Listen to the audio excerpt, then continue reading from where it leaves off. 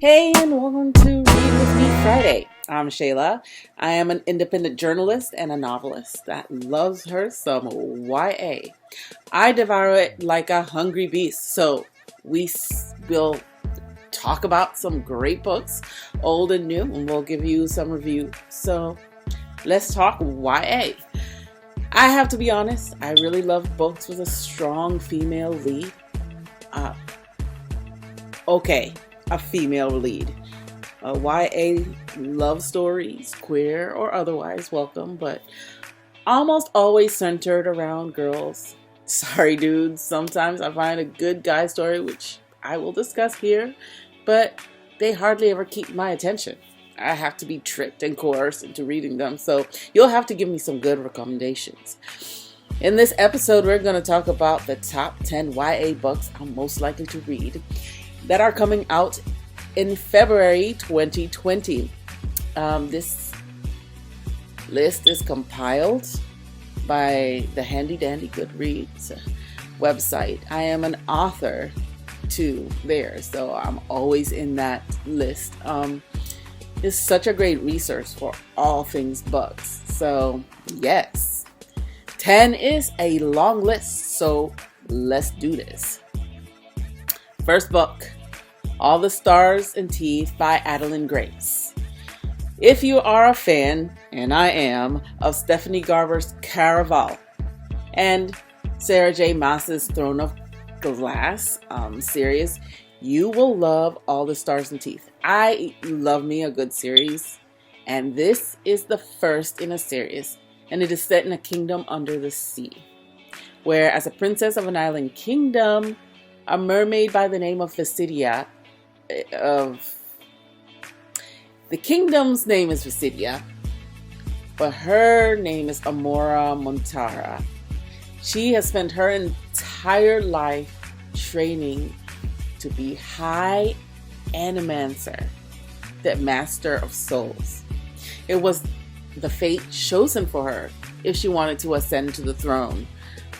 And she had to prove that she had mastered the dangerous soul magic, but something goes wrong when it's time for her to test and she is forced to flee the kingdom. So she strikes a deal with the pirate named Bastian, where she will help him reclaim his stolen magic if he can help prove that she is fit to rule. But there's this new destructive magic on the rise, and Amora will need to face some legendary monsters and vengeful mermaids to conquer it, or risk the fate of her kingdom and lose her crown forever. This is not your average mermaid tale. I've read many books, and I was questioning my dedication of finishing out the whole series because I really like me a series, but this is the first book in a series too, so I'm hoping it's a very good beginning to a very good series indeed. So this swashbuckling tale hits the shelf on February 4th by Imprint. The next book is Of Curses and Kisses by Sandhya Menon. I have to tell you, I love when a book can take me to a different culture, and Sandhya Menon has done it before with When Dimple Met Rishi. So of Curses and Kisses is the first book of a series too. It's a new series, and it is essentially the Beauty and the Beast story set in an international boarding school. It's the story of a princess, Jaya Rao, and her plot for revenge on a clan that has a centuries-old feud with her family. Just before leaving for school, her little sister had been targeted by the clan in their latest shenanigans against her family. So when she found out that she was going to be in the same school as Gray Emerson, the boy from the rival clan, she thinks she had finally gotten her shot to get revenge. So she's going to make him fall in love with her, and she's going to shatter his heart into a million little pieces. Except Gray is super hot and broody, and that is so her type. There is no way she could set her revenge plot aside, right? Like, Gray Emerson is a misanthrope, and he'd been cursed by a matriarch in the Ralph clan forever ago. He'd had known that the moment he turned 18, he would be doomed. So they sent him away to St. Rosetta's International Academy to get himself a little life, since he'd lived an isolated existence. And then there's Jaya, and he knows she's hiding something, and he thinks it's connected to the ruby pendant around her neck.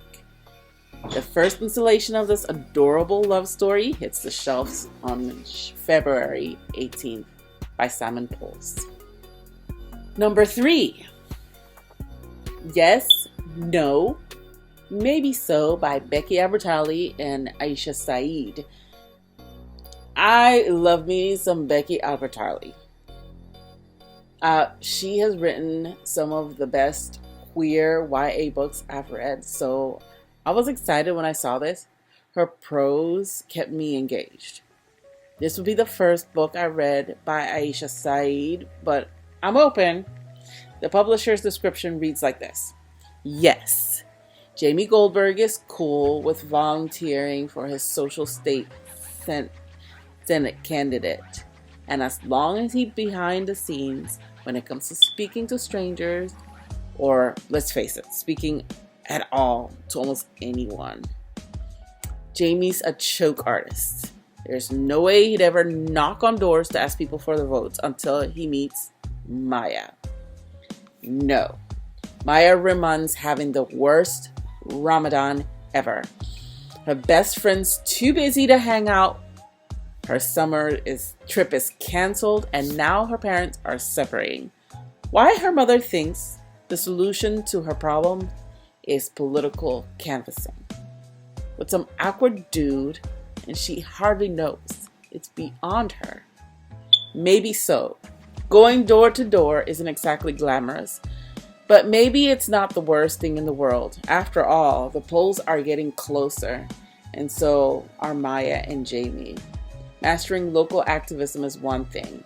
Navigating the cross-cultural romance of the century is another thing entirely. Like I said, I love reading across cultures. This one gets me a little, so yay! So this neat, cute story comes out just in time for February primaries on February 4th. And it's going to be published by Balzer and Bray. Number 4, The Stars We Steal by Alexa Donne. Or Doan. I'm not sure how to say that name. A different kind of pirate book, for sure. It's engagement season in space. An 18-year-old princess, Leonie, or Leo for short, is heir to the European spaceship, is dying to know who she's going to marry to save her family from financial ruin. Well, that's new.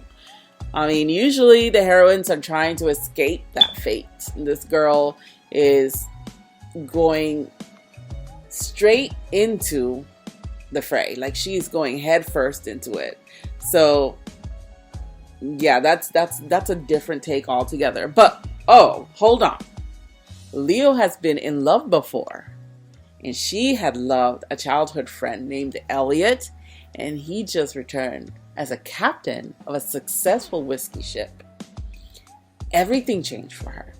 He was her one. Even though her family hated him. But, now he got money and everyone wants him. But Elliot only seems to want to make Leo's life miserable. But yet she loves him still and falls hard for him again in a game of love, lies, and past regrets. So this Space Odyssey comes out on February 4th.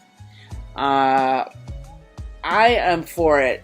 I think that you have this girl that she's always wanted him. Like, it doesn't show me that Leo ever really stopped loving him. Like, it wasn't her that said, she couldn't be with him. It was her family that said so. And Elliot is taking it as though she's always said she was the one that said that he wasn't good enough for her. So I don't know, like I'm still kind of I'm a little iffy on that, but I'm still kind of interested in how that would play out. Anyway, Houghton, Mifflin, Harcourt are the ones that are bringing out that one on the 4th. So that should be a good one. Now, who has heard of Melissa de la Cruz? Who hasn't? Okay, The Queen's Assassin by Melissa de la Cruz. Oh yes, ma'am. The Descendants author is at it in a whole new series. Yes, and if you like Red Queens, you know, this fantasy romance is about a deadly assassin and his apprentice. And this will probably be right up your alley, just like that Red Queen but a series. And this is the first of a series as well. Yeah, I'm just gonna give you a first of a series. Like, I love me some series, but if I haven't talked to you about this series before, I'm only going to give you the first of these series. So this one starts with a man named Caledon Holt. He is the kingdom of Renovia's deadliest weapon. Strong and smart, he is the guild's most dangerous member and the queen's personal assassin. He's bound to her by some sort of impossible magical vow to find some scrolls that hold all the magical history and knowledge. And it had been stolen by the Euphrasians, an enemy sect of the country of Renovia. And on the other hand, this person named Shadow, she'd been training all her life to become skilled enough to join the guild. And she's magical, though magic has been forbidden since the Euphrasian uprising, and she's been learning to control her powers in secret so she could become an assassin like Caledon Holt. Well, in a surprise attack,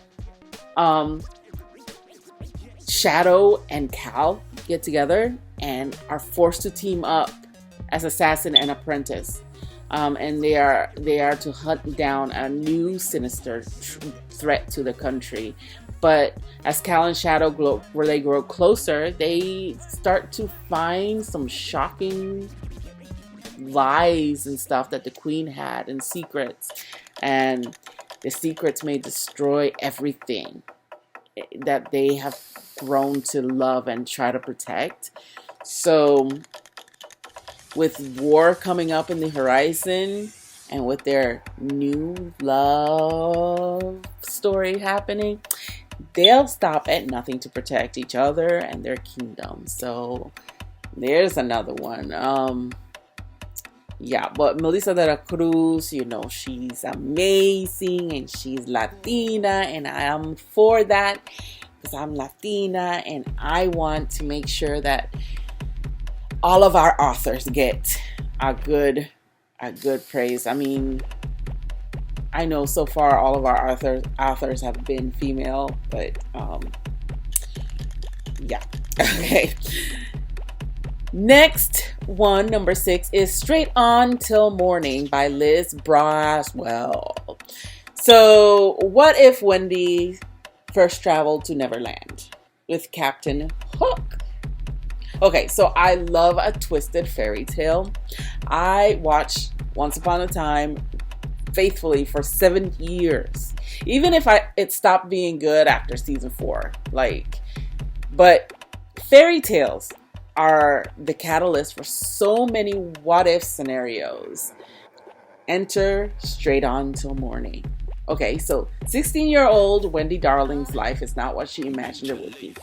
All right, so she's bored in an empty house after her brothers have gone to school, and she's tired of the boring old parties that she goes to, and everybody thinks she talks too much, and the fact that her parents have decided to send her away to Ireland to be a governess, and she wishes things were different.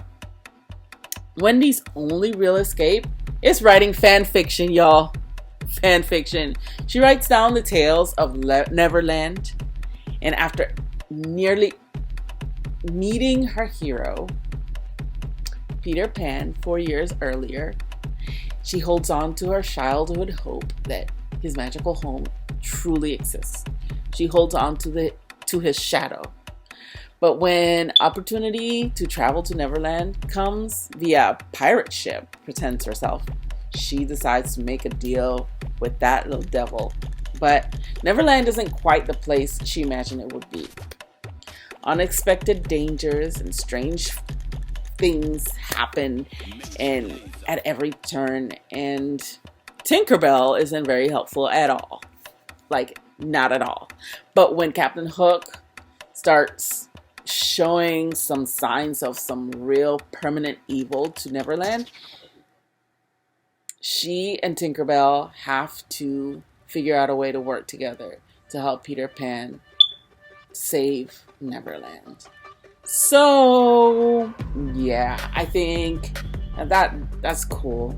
Even though in Once Upon a Time Peter Pan was evil. So, to me, Peter Pan is ruined forever, ever, ever, ever. So, okay, the next one, number 7, is The Upside of Falling by Alex Light.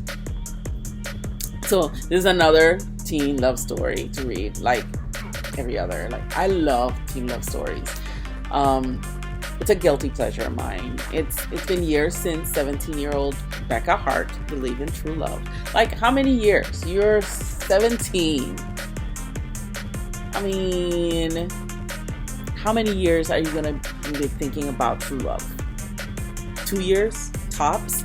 But when her former best friend teases her for not having a boyfriend, Becca impulsively pretends she's been secretly seeing someone. Okay. Brett Wells has it all. He is the captain of the football team, the most popular guy in school. He should have no problem finding someone to date, right? But he's too focused on his future to think about who he's going to bring to prom. So when he overhears Becca talking about she has a boyfriend and he realizes she's lying, he decides to step in and he says he's going to be the mystery guy. It's perfect situation, perfect solution. He gets people off his back for not dating, and she can just pretend that she has a boyfriend. Period. So acting like the perfect couple isn't easy though, especially when you barely know each other. And Becca's still picking up the pieces from when her world was blown apart years ago. And Brett's just barely holding it together now. Like, he's stressed out about his future as it is. So then they're beginning to realize that they have way more in common than they ever even could have thought. When then the lines begin to blur.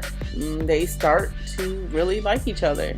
And they are forced to answer the question, is this fake romance the realest thing either of them has ever had?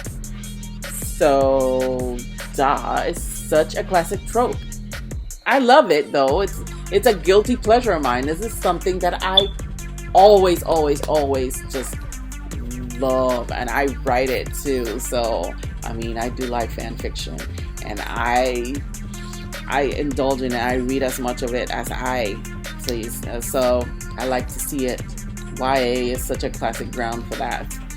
Number 8 is The Sound of Stars by Alicia Dow. I hope I'm saying her name right, because it spells so different.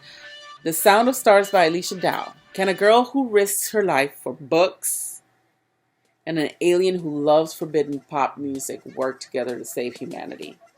So it's like a future story, which is really awesome. I'm already into it. I love me some sci-fi.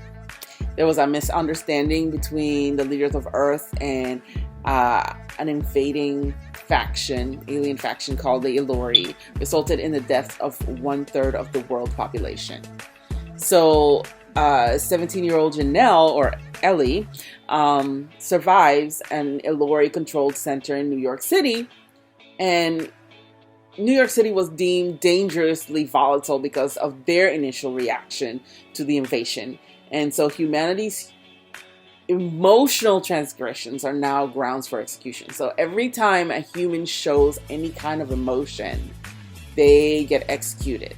So all arts, books, any creative expression, music, anything like that, that's illegal and is ground for an execution. But Ellie breaks all the rules by keeping a library, and it's secret to the way. And when she finds a book missing, she is terrified that the Alluri will track it back to her and kill her. Okay, then comes a guy named Morris, an alien named Morris. So Morris, he was raised to be emotionless. When he finds Ellie's illegal library, his duty bound to deliver her for execution. He's got to take her in, but he is drawn to the music. He's drawn to music. He can't help it. He's totally addicted, and he needs more, and he needs to go to rehab or he's going to get killed. And Ellie's humanity and humanity's fate rest in the hands of this alien. And Ellie knows she should fear Morris, but Morris has a lot of secrets. But he also has a potential solution. And it's thousands of miles away. And so the both of them, they go on this road trip with a bag of books and albums, and just they make their own story cross country to just save humanity. It's kind of like, I don't know, I thought at first it was like Romeo and Juliet, but it's just like Thelma and Louise, for real. Like, this is Thelma and Louise, except I hope they live at the end, because this is a YA novel, you know. So yeah. All right, number 9. Okay, I said I love everything cross-cultural. Okay, I was such a fan of Crazy Rich Asian. I've been a fan of anything Asian for a very long time, really since Joy Luck Club. And like I said, new culture has got me hooked. So number 9 is Love Boat Taipei by Abigail Hing Wen. And this one, it actually says it's already out though, but it's on the list for this month, so I'm still putting it here. Okay, so when 18-year-old Ever Wong's parents sent her from Ohio to Taiwan to study Mandarin for the summer, she finds herself with the overachieving kids from the Asian kids that they go to Yale and stuff like that. Like Rick Wu, this guy Rick Wu that she meets there is going to Yale. He's a prodigy. He was profiled in like all the Chinese newspapers and since he were 9, and her parents always compared her to him forever.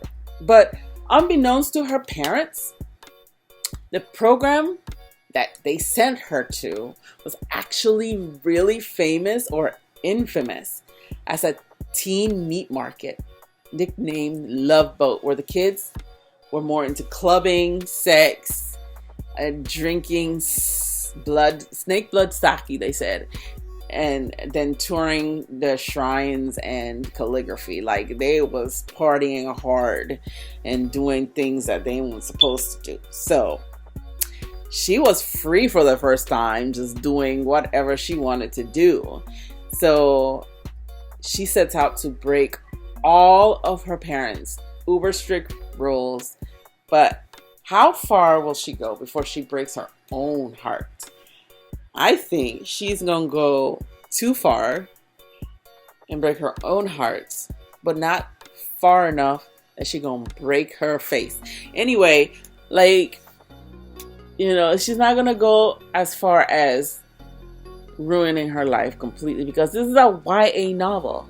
Come on. But it's still going to be very interesting enough to read because, yeah, I mean, come on. This is a Western kid in an Eastern world doing Western kid things in an Eastern world.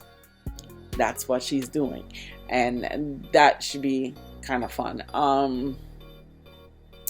This book said it was published on January 7th, so maybe I'll be looking for that pretty soon to read.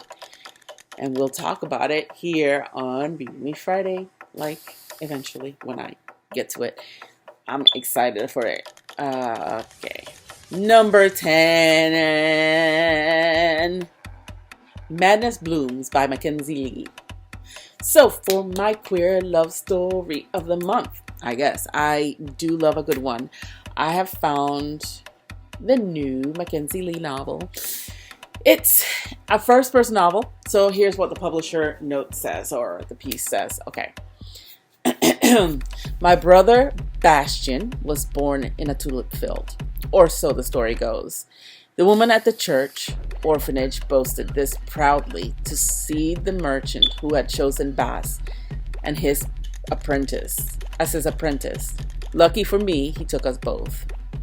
When the single tulip bulb sold for the price of Amsterdam's finest houses, the flower shop was supposed to be our future, our survival.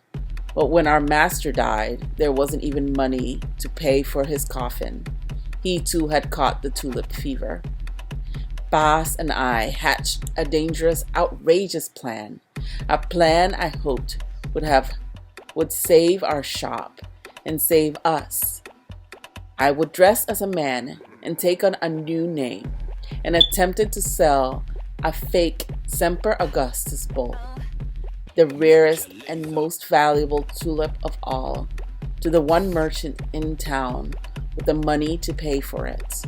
But then I met his daughter, Elsie, and fell in love with her at first sight. Immediately we were bound together, and the longer I lived a man's life, the less it felt like a disguise. The trousers fit better than dresses ever had, and my new name dripped from Elsie's tongue like sweet syrup. Now I hardly know and must discover what to do, who to save, who to become, who I am. Ooh, and I live. I love this.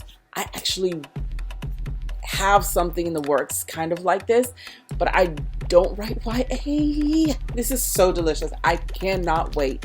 But it doesn't have a date of release, so I'll be watching. That's our list for today. Thanks for reading with me. Don't forget to send me some listener comments on Anchor. Also, you can hit me up on Twitter at SKAllen_author and on IG at Skalpro, which that is SKALPRO. Join me next Friday when I'll talk about a series called Gender Games. If you don't know it, you should know it. Till next time, much love. Bye.